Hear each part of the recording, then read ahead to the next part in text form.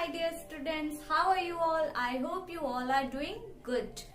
I am Prabhavi Mishra. Welcome to our channel NCERT शिक्षक.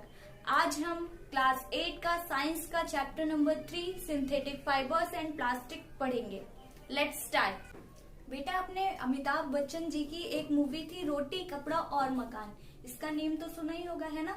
तो इसका मतलब है रोटी और मकान के साथ साथ कपड़ा यानी क्लोथ्स भी हमारी एक बहुत इम्पोर्टेंट नीड है ना? तो ये जो ये कपड़ा होता है, क्लोथ्स होता है, ये फैब्रिक से बनते हैं और फैब्रिक बहुत ही जो महीन महीन धागे होते हैं ना, जिन्हें फाइबर्स कहते हैं, उनसे बने होते हैं. बहुत पतले पतले धागे या तार होते हैं, उनसे जोड़ जोड़ करके फैब्रिक बनाया जाता है. और ये जो ये धागे होते हैं ना, ये नेचुरल भी होते हैं और आर्टिफिशियल भी होते हैं. जो नेचुरल फाइबर्स होते हैं वो नेचुरल थिंग्स से बने हुए होते हैं, और जो सिंथेटिक फाइबर या आर्टिफिशियल या मैन मेड होते हैं, उन्हें ह्यूमन बीइंग ने केमिकल्स से या अदर चीजों से बनाया होता है. और इन फाइबर्स से न सिर्फ कपड़े ही बनाए जाते हैं, बल्कि कई सारे घर के सजावट के सामान भी बनाए जाते हैं. तो चलिए आज हम इन फाइबर्स के बारे में पढ़ते हैं. Natural fibres, these are obtained from. जो नेचुरल फाइबर्स होते हैं वो हमें कहाँ से मिलते हैं? प्लांट से या फिर एनिमल से. जो प्लांट से मिलते हैं लाइक कॉटन, जूट. जूट यानी जिसे टाट के बोरे या जूट के बोरे कहते हैं ना, वो वाले ब्राउन ब्राउन से. और एनिमल्स से जो मिलते हैं लाइक सिल्क. सिल्क आपने क्लास 7th में पढ़ा होगा कि सिल्क वॉर्म के कोकून से मिलता है. और इसकी डिस्कवरी सबसे पहले चाइना में हुई थी. कहाँ हुई थी? चाइना में. ये बहुत ही चमकीला रेशा होता है. और सेकेंड इज वूल. वूल किससे मिलता है? शीप से. अब सिंथेटिक फाइबर्स पढ़ते हैं. Synthetic fibres are made by human beings. ऐसे फाइबर्स जो ह्यूमन बींग के द्वारा बनाए जाते हैं उन्हें सिंथेटिक फाइबर्स कहते हैं. और इन्हें मैन मेड फाइबर्स भी कहते हैं, या इन्हें आर्टिफिशियल फाइबर भी कहते हैं. सिंथेटिक का मतलब ये बनाया हुआ, मतलब नेचुरली जो ना मिले, बनाया हुआ, वो सिंथेटिक हो गया. अब देखिए, सिंथेटिक फाइबर्स जो होते हैं वो पॉलीमर होते हैं. क्या होते हैं? पॉलीमर. तो पॉलीमर समझने के लिए आइए ये माला देखते हैं. ये माला मोतियों से बनी हुई है ना. इसमें यानी कि कई सारे मोती मिल करके इस माला को बनाते हैं. तो ये इसका हर एक मोती एक यूनिट है ना. हर एक मोती को अगर हम एक यूनिट मान लें तो यानी कई सारी यूनिट ने मिल करके ये माला बनाई है ना.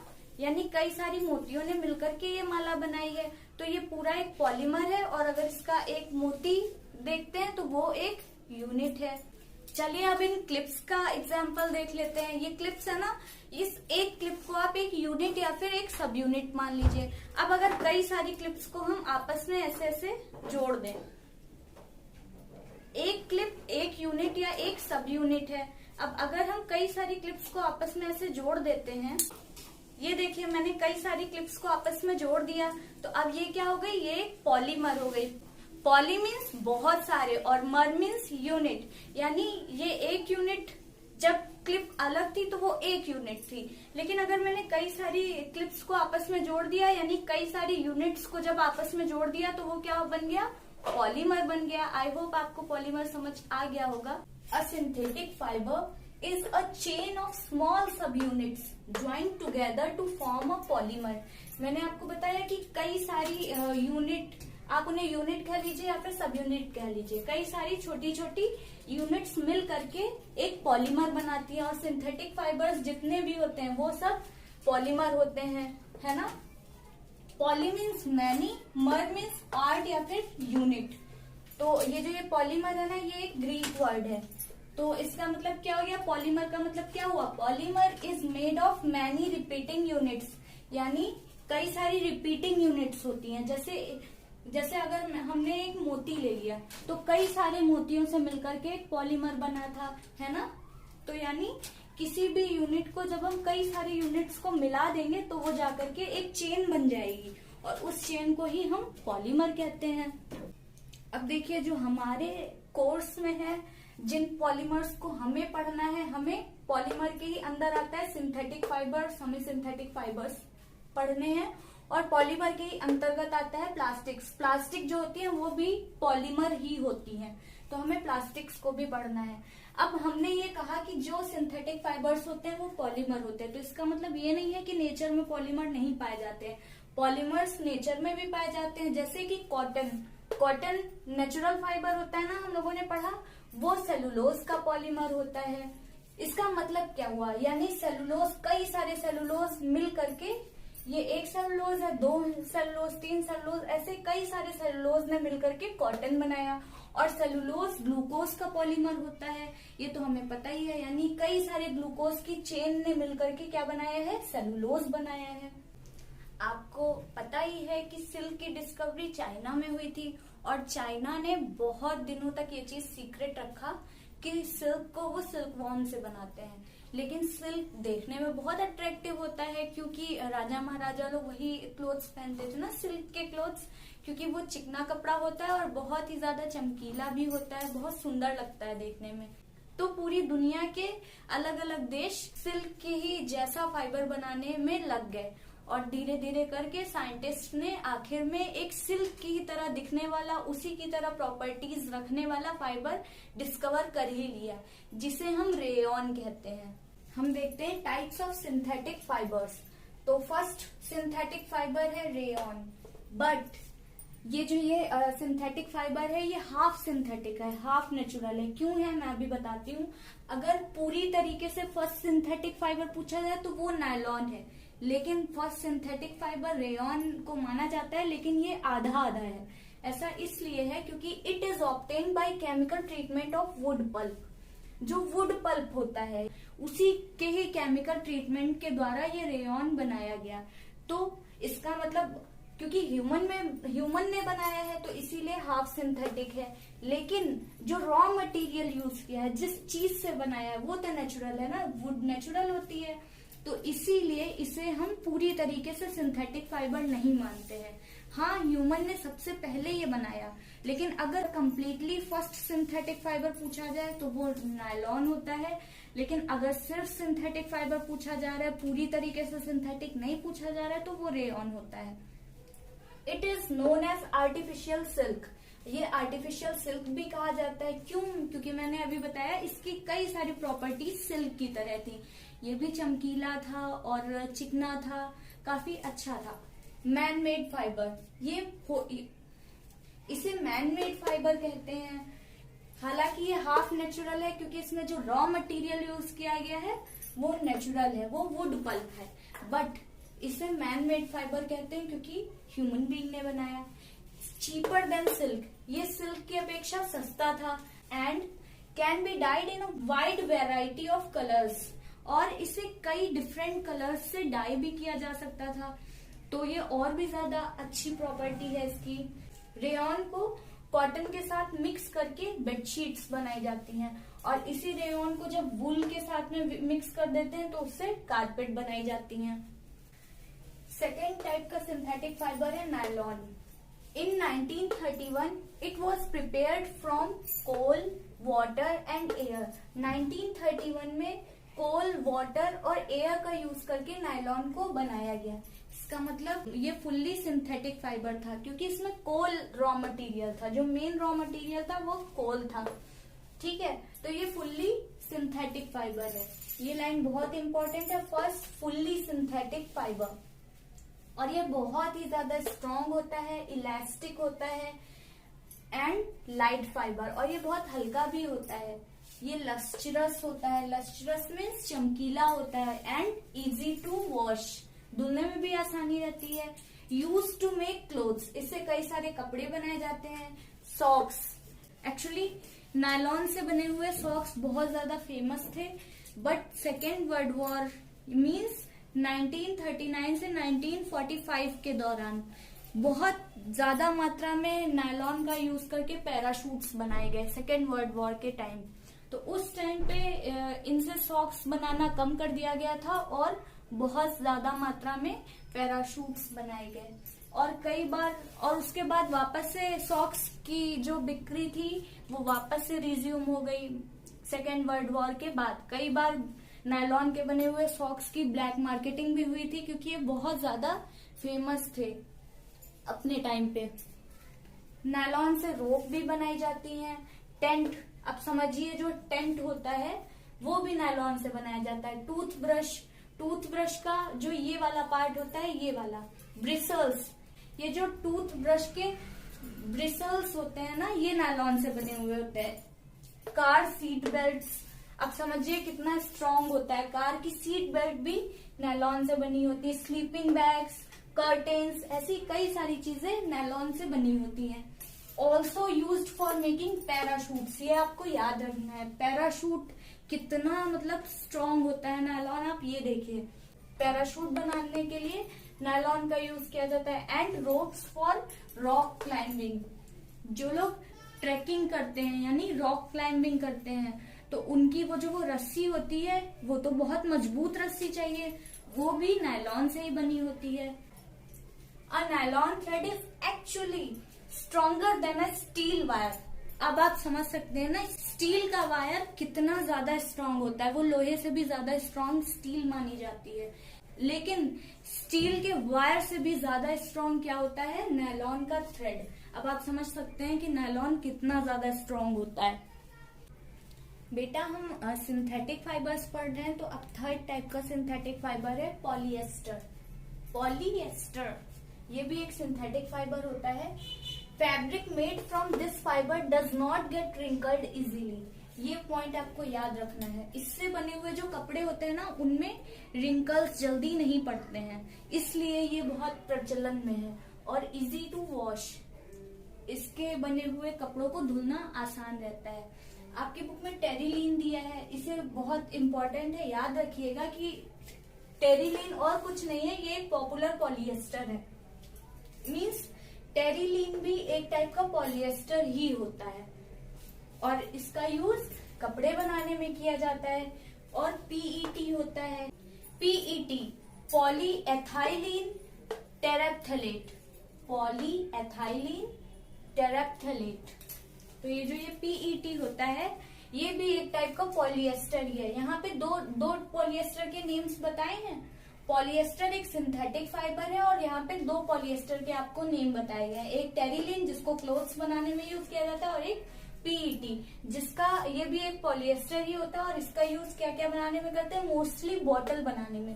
कई सारी बॉटल्स पीईटी के द्वारा बनाई जाती हैं। यूटेंसिल्स यानी बर्तन बनाने में। फिल्म्स का मतलब होता है बहुत पतली पतली शीट्स, बहुत ही पतली पतली शीट्स बनाने में। वायर्स धागे बनाने में, इन सब कामों में पीईटी का यूज किया जाता है। बॉटल्स तो आपने पीईटी की बनी हुई अक्सर देखी ही होंगी। अब देखिए मैंने बताया ये जितने भी सिंथेटिक फाइबर है ये किसी ना किसी चीज का पॉलीमर होते हैं, है ना। तो ये जो ये पॉलिएस्टर है ये किस चीज का पॉलीमर है। पॉली का मीन्स मैंने क्या बताया था, many. Poly means many plus Easter, यानी कई सारे ईस्टर मिलकर के पॉलिएस्टर बना रहे हैं ना। और ईस्टर क्या होता है, ईस्टर एक ऐसा केमिकल होता है जो फ्रूट्स को उनकी स्मेल देते हैं। जो भी हम फल खाते हैं ना उनके अंदर जो स्मेल होती है, एक स्वीट सी फ्रूटी सी जो स्मेल होती है, वही केमिकल ईस्टर होता है। और वही सारे खूब सारे ईस्टर के मिलने से पॉलिएस्टर बनता है। नेक्स्ट सिंथेटिक फाइबर पर बढ़ने से पहले हम एक चीज यहाँ पे समझ लेते हैं। अक्सर आप एक नोट करके लिख लीजिएगा। अक्सर आपने देखा होगा कि कपड़े पॉलीकॉट, पॉलीवुल या टेरिकॉट के नाम से बेचे जाते हैं ना। कहते हैं ये टेरिकॉट है, ये पॉलीकॉट है, ये पॉलीवुल है। तो ये है क्या, ये actually mixture of two fibres होता है। दो टाइप के फाइबर्स का मिक्सचर होता है। जो पॉलीकॉट होता है वो पॉलिएस्टर और कॉटन का मिक्सचर होता है। मीन्स एक सिंथेटिक फाइबर है, एक नेचुरल फाइबर है, इन दोनों का मिक्सचर। और जो इसमें अब इससे फायदा क्या हुआ, एक सिंथेटिक फाइबर है और एक नेचुरल फाइबर है, यानी दोनों टाइप के फाइबर्स की कैरेक्टरिस्टिक्स उसमें आ गई, है ना। जो ये सिंथेटिक फाइबर होते हैं वो ज्यादा ड्यूरेबल होते हैं, उनकी कई सारी अच्छी क्वालिटीज होती हैं, ज्यादा स्ट्रांग होते हैं, है ना। और जो नेचुरल फाइबर्स होते हैं वो उनकी भी अपनी अलग ही कैरेक्टरिस्टिक्स होती हैं, है ना, कि वो आरामदायक होते हैं और वो पसीना सोख लेते हैं या फिर वो ज्यादा गर्म नहीं करते हैं। तो ऐसे अगर जब उसका मिक्सचर करके बनाते हैं तो दोनों की कैरेक्टरिस्टिक्स आ जाती हैं। पॉली वूल जो होता है वो पॉलिएस्टर और वूल के मिलने से होता है। एक और चीज होती है, जो नेचुरल फाइबर्स होते हैं वो थोड़ा सा महंगे होते हैं और जो सिंथेटिक फाइबर होते हैं वो थोड़ा सा सस्ते होते हैं। पॉलिएस्टर और वूल को मिला करके पॉली वूल बनाया जाता है। जो टेरिकॉट होता है वो टेरिलिन क्या होता है, ये एक टाइप का पॉलिएस्टर होता है, मैंने पिछली स्लाइड में बताया था ना। तो टेरिलिन और कॉटन को मिला करके टेरिकॉट बनाते हैं। विंटर्स में हम शॉल्स हैं, स्वेटर हैं, ब्लैंकेट्स हैं, इन सारी चीजों का यूज करते हैं, लेकिन इनमें से बहुत सारी चीजें नेचुरल वूल से नहीं बनाई जाती हैं। नेचुरल वूल मीन्स जो हमें शीप से मिलता है। तो अब जब ये नेचुरल वूल से नहीं बनाई जाती तो ये एक टाइप का सिंथेटिक फाइबर होता है जिसे एक्रिलिक कहते हैं। वो बिल्कुल नेचुरल वूल की ही तरह दिखाई देता है, उससे बनाई जाती हैं। अब ऐसा क्यों होता है? क्योंकि जो नेचुरल वूल है वो एक्सपेंसिव होती है और ये जो ये सिंथेटिक वूल है यानी कि ये जो एक्रिलिक है ये सस्ती होती है, नेचुरल वूल से चीपर होती है। एंड ये जो ये सिंथेटिक फाइबर है एक्रिलिक, ये कई सारे डिफरेंट कलर्स में अवेलेबल होता है जो कि बहुत अट्रैक्टिव भी लगता है। और ये एक्रिलिक पेंट वाला नहीं है, ये एक टाइप का सिंथेटिक फाइबर है। तो आइए समझते हैं एक्रिलिक के बारे में। तो फोर्थ सिंथेटिक फाइबर है एक्रिलिक। ये भी एक टाइप का सिंथेटिक फाइबर होता है, रिजेंबल्स वूल। ये जो ये वूल होती है यानी जो ऊन होती है उसकी तरह देखने में लगता है। And cheaper than the natural wool, जो नेचुरल वूल से ये सस्ता होता है। Available in a variety of colours, कई सारे डिफरेंट कलर्स में ये अवेलेबल होता है। मोर ड्यूरेबल एंड अफोर्डेबल, ये वूल की अपेक्षा, जो नेचुरल वूल होती है उसकी अपेक्षा ज्यादा टिकाऊ होती है। Acrylic synthetic fibre used to make sweaters, shawls, blankets etcetera. ये भी, इसका भी यूज जो नेचुरल वूल होती है उसी का ही तरह स्वेटर, शॉल्स, ब्लैंकेट्स बनाने में करते हैं। अब हमने इतने सारे 4 डिफरेंट टाइप्स के सिंथेटिक फाइबर्स पढ़े हैं, इनका डिसएडवांटेज क्या होता है? आपने क्लास 7th में एक एक्टिविटी की होगी जिसमें पहले आप किसी एक नेचुरल फाइबर को बर्न करते हैं और फिर किसी सिंथेटिक फाइबर को बर्न करके देखते हैं। तो क्या होता है, जब आप किसी नेचुरल फाइबर को बर्न करते हैं तो वो धीरे धीरे बर्न होता है, लेकिन जब आप किसी सिंथेटिक फाइबर को हीट करते हैं या बर्न करते हैं तो हीट पाते ही वो मेल्ट होना शुरू हो जाता है और ये इसका एक बहुत ही बड़ा ड्रॉबैक है। तो मैंने आपको सिंथेटिक फाइबर का क्या डिसएडवांटेज बताया? दे मेल्ट ऑन हीटिंग, वो हीट पाते ही मेल्ट हो जाते हैं and stick to the body, और जिसने भी वो क्लोथ पहन रखा होता है उसकी बॉडी से जा करके स्टिक हो जाते हैं, चिपक जाते हैं। तो उसकी वजह से स्किन पूरी तरीके से बर्न हो जाती है। इसीलिए बोला जाता है कि लेबोरेटरी में वर्क करते टाइम या फिर किचन में वर्क करते टाइम हमें सिंथेटिक फाइबर्स नहीं वियर करने चाहिए। उस टाइम पे हमें नेचुरल फाइबर्स के ही बने हुए फैब्रिक्स को वियर करना चाहिए। Next heading is petrochemicals. अब पेट्रोकेमिकल्स क्या होते हैं? All the synthetic fibres are prepared by a number of processes using raw materials of petroleum origin known as petrochemicals। जितने भी सिंथेटिक फाइबर होते हैं उन्हें बनाने के लिए कई सारे स्टेप्स किए जाते हैं, कई सारे प्रोसेसेस से उन्हें गुजरना पड़ता है। तो उनको बनाने के लिए जो रॉ मटेरियल यूज किया जाता है वो रॉ मटेरियल पेट्रोलियम ओरिजिन का होता है। आपको याद आ रहा होगा जब मैं पिछली स्लाइड में आपको नायलॉन पढ़ा रही थी तो नायलॉन किससे बना था? कोल, वाटर और एयर, कोल का यूज करके नायलॉन बनाया जा रहा था। यानी ये जितने भी सिंथेटिक फाइबर होते हैं ये पेट्रोलियम ओरिजिन का जो भी प्रोडक्ट होता है उसको as a raw material use करके बनाए जाते हैं। तो इसी को ही पेट्रोकेमिकल्स कहते हैं। हमने सिंथेटिक फाइबर का डिसएडवांटेज तो देखा, अब उसकी कैरेक्टरिस्टिक्स क्या होती हैं आइए देखते हैं। दे ड्राई अप क्विकली, जो सिंथेटिक फाइबर होते हैं वो जल्दी सूख जाते हैं। आपने ध्यान दिया होगा कि आप अगर कभी कॉटन का कुर्ता पहने हो वो भीग जाता है तो उसे सूखने में टाइम लगता है, लेकिन जो छाता होता है, जो आपका अम्ब्रेला होता है वो आसानी से सूख जाता है, जल्दी सूख जाता है।